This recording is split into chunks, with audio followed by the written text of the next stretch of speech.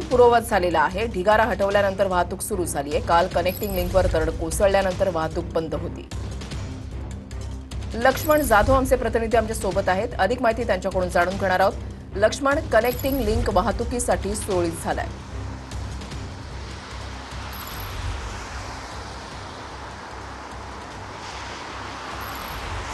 वृषाली, मुंबई आणि पुणे प्रवास करणाऱ्या प्रवाशांसाठी अगदी दिलासादायक बाब म्हणावी लागेल, कारण की सोमवारी पहाटे 3:30 वाजता दरड कोसळल्याच्या नंतर पूर्णपणे कनेक्टिंग लिंक जी आहे ती बंद करण्यात आलेली होती।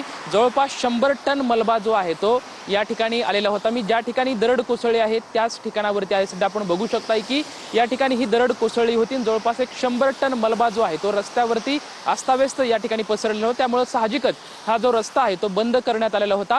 मुंबई पुणे काल या प्रवासावरती एक मोठा परिणाम जो आहे तो या दरड कोसळल्यामुळे झालेला होता। पूर्णपणे मुंबई पुणे एक्सप्रेस हायवे जे आहे ते बंद ठेवण्यात आलेला होता। मात्र रात्री अथक प्रयत्न करण्याच्या नंतर जवळपास 20 तासानंतर हा पूर्णपणे मलबा जो आहे तो हटवण्यात आलेला आहे। आता कनेक्टिंग जी लिंक आहे ती पूर्ववत करून आता प्रवास जो आहे तो सुरू असल्याचं चित्र सध्या आपल्याला या कनेक्टिंग लिंक वरती पाहायला मिळतंय। खरं तर काल मोठा ताण जो आहे तो प्रशासनावरती आलेला होता। जवळपास खरं तर 6,695 कोटी खर्च करून हा कनेक्टिंग लिंक बनवण्यात आलेला होता। अगदी काही नक्कीच धन्यवाद लक्ष्मण दिलेल्या सविस्तर माहितीसाठी।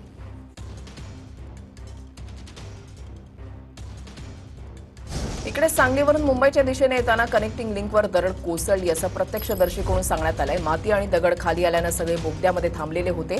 आपत्कालीन बटन दाबल्यानंतर टोईंग व्हॅन आली असं प्रत्यक्षदर्शीकडून सांगण्यात आलंय आणि कनेक्टिंग लिंकवर दरड कोसळली। प्रत्यक्षदर्शीनं TV9 मराठीला ही माहिती दिलेली आहे की नेमकं त्यावेळेला काय घडलेलं होतं, काय परिस्थिती होती।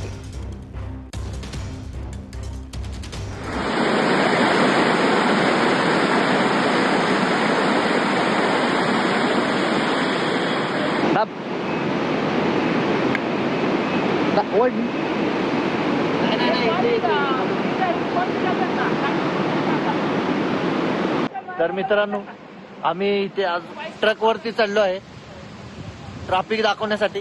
हे बघा, आमच्या मागे तुम्ही बघू शकता ट्रॅफिक किती आहे। हे बघा, या साईडला पण बघू शकता तुम्ही किती। ही आमची गाडी आहे इर्टिगा। या गाडीतनं आम्ही आलेलो आहे, करगणीवरून आम्ही आलेलो आहे, सांगली जिल्हा। मिसिंग लिंक वरती काल मध्यरात्री एक दरड कोसळली होती। आपण दृश्यामध्ये जे पाहतोय हेच ते खरात कुटुंब आहे। हे देखील मिसिंग लिंक मधून खरं तर पुण्याहून मुंबईच्या दिशेने प्रवास करत होते। खरं तर सांगली या ठिकाणाहून ते मुंबई गाठत होते, मात्र त्या ठिकाणी दरड कोसळलेली आहे। आणि सर्वात प्रथम व्हिडिओ तुम्हीच काढलेला आहे, त्याबद्दल काय सांगाल? आम्ही सांगलीवरून मुंबईला जात असताना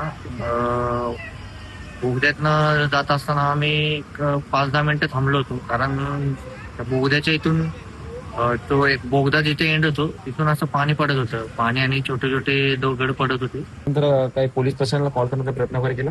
कॉल तर प्रयत्न केला नाही। तिथे एक इमर्जन्सी बटन वगैरे आहेत ते प्रेस केलं आणि एक टोचनची गाडी आली होती। आम्हाला वाटलं इमर्जन्सी वगैरे पोलिसाची गाडी वगैरे येईल, पण ती टोचनची गाडी आली होती। एक अनर्थ टळला म्हणला काय हरकत नाही?